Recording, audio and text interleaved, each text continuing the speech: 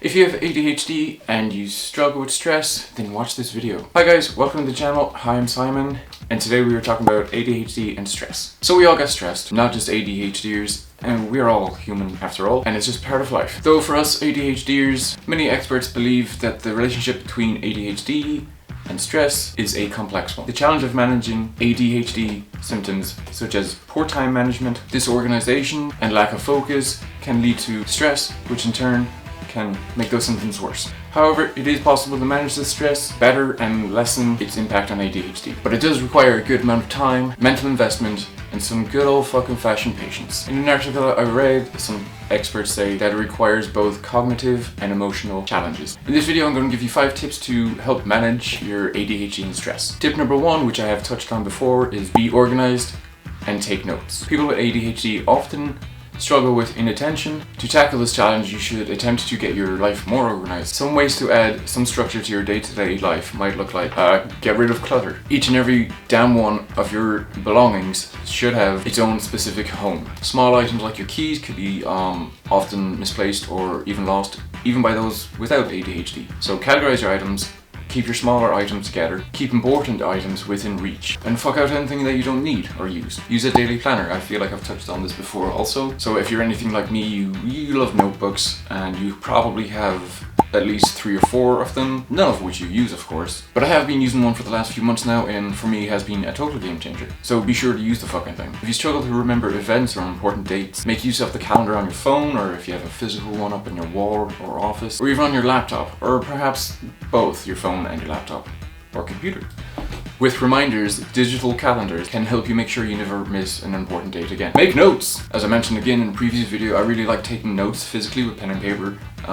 It's an easy way for me to stay organized. So make a list of tasks, deadlines, and appointments to keep track of things that you have to do today. So moving on to number 2 is carefully managing your time. Time management is fucking crucial for us with ADHD. Losing track of time, missing important dates, and procrastination are things that definitely need to be dealt with. Time management requires a good amount of organization. So if you add structure to your life, like in the first strategy I mentioned, you will automatically become more time efficient. However, there are a few other things that you could try to and manage your time better. Set timers and alarms. I've touched on this again before. If you frequently catch yourself procrastinating, then setting a timer or an alarm is a good idea. For example, set an alarm every hour to remind yourself that you have shit to do. Experiment with the time frequency to find out what works best for you, of course. Watching your clock. Make a habit of watching your clock or watch to track time. If you don't have a watch yet, get one. If you don't have a clock, get one. Alternatively, you could use your phone, but at your own risk.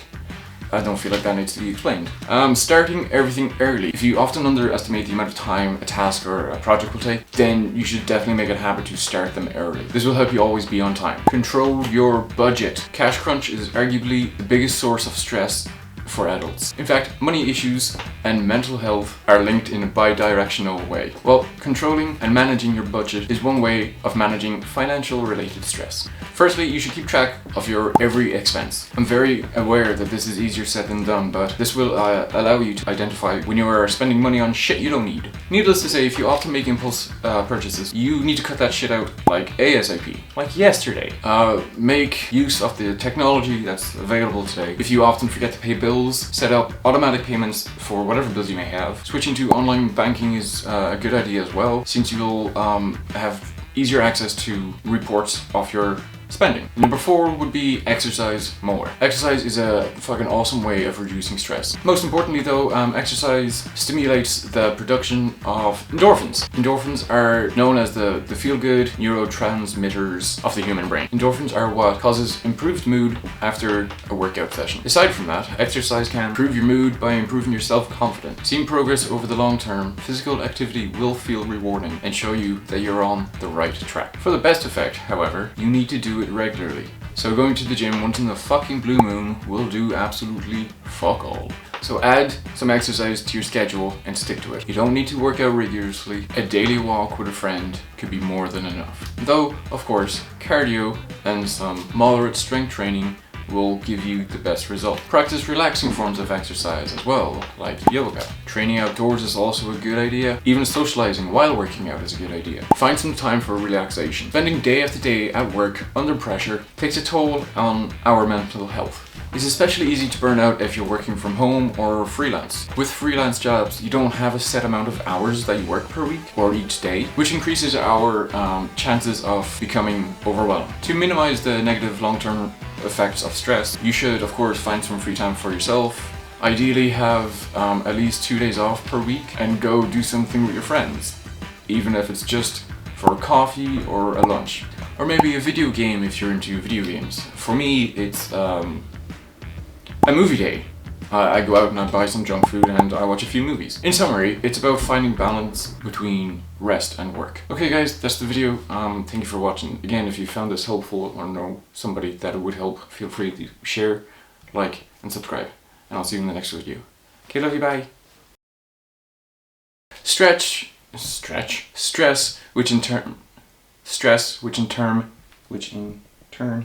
to tackle this,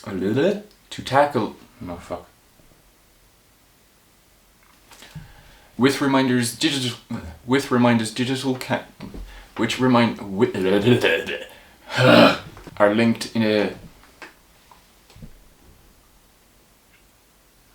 are